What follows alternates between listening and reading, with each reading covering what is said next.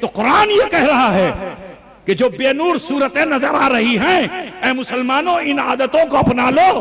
بخدا کہتا ہوں کہ ایک سجدہ 1000 سجدے پہ بھاری ہو جائے گا۔ اب جو تم سجدے سے سر اٹھاؤ گے تو تمہارا چہرہ سجدوں کا اثر لے کر نور اللہ بھی لیے ہوئے ہوگا، نور محمد رسول اللہ بھی لیے ہوئے ہوگا۔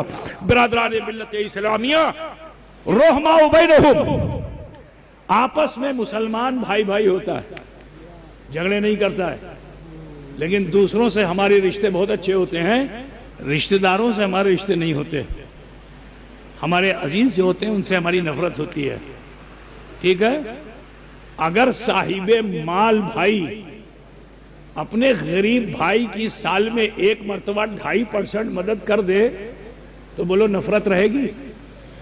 ارے بولو بھائی، نفرت رہے گی؟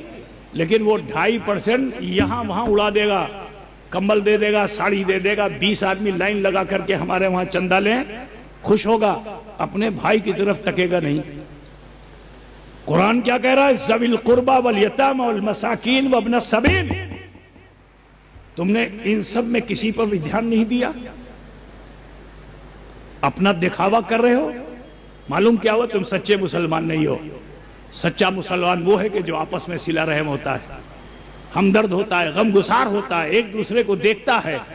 گھر میں چولہا جلتا ہے، اس سے پہلے پڑوسی کے وہاں دیکھتا ہے کہ وہاں سے دھواں اٹھا کہ نہیں اٹھا۔ یہ ہے اسلامی شان، یہ ہے مسلمان کا طریقہ۔ آج ہم اس پہ نہیں ہیں۔ میرے عزیز، تیسری عادت تمہاری کیا قرآن میں ہے؟ تیسری عادت کیا ہے؟ تراہم رکعا سجدا یبتغون فضلا من اللہ ورضوانا۔ دیکھا جاتا ہے انہیں کہ وہ رکوع و سجدے کی حالت میں ہوتے ہیں۔ آج افسوس ہے، مسجدیں تو بہت بنی ہیں، لیکن کہیں 1 صف ہے، کہیں 2 صف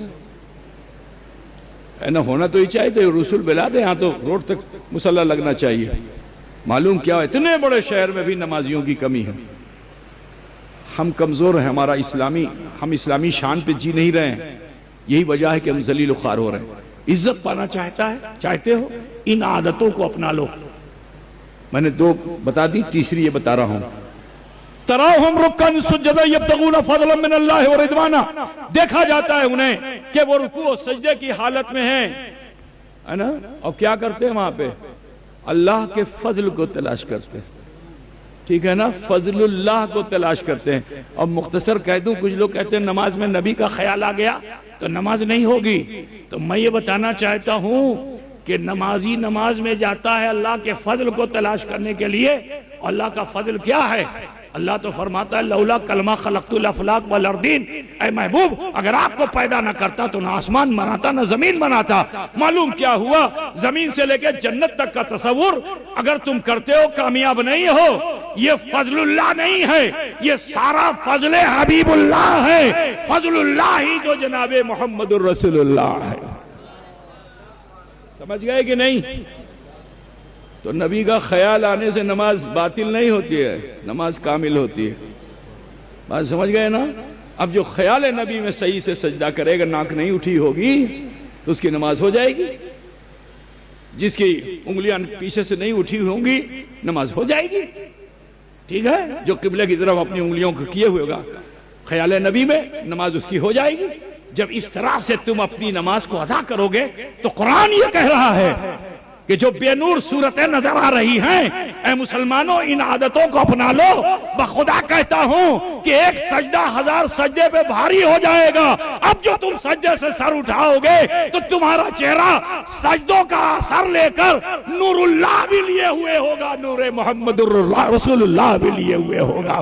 برادران ملت اسلامیہ، پھر اس نور کی تابانیاں ایسی ہوں گی کہ کافر اسے برداشت نہیں کر پائے گا، ٹھیک ہے؟ بولو بھائی، ہتھیار چاہیے یا کردار چاہیے؟ ارے بولو بھائی، ہتھیار کے کردار پہلے، ہتھیار سے بھی الگ نہیں ہوں گے ہم۔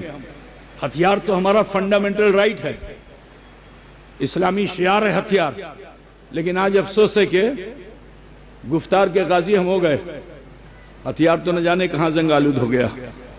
میرے عزیز، تو آپ سے کہنا یہی ہے کہ اس آیت کریمہ میں جو عادتیں تمہاری اللہ نے دکھائی ہیں، ان عادتوں کو اپنا لو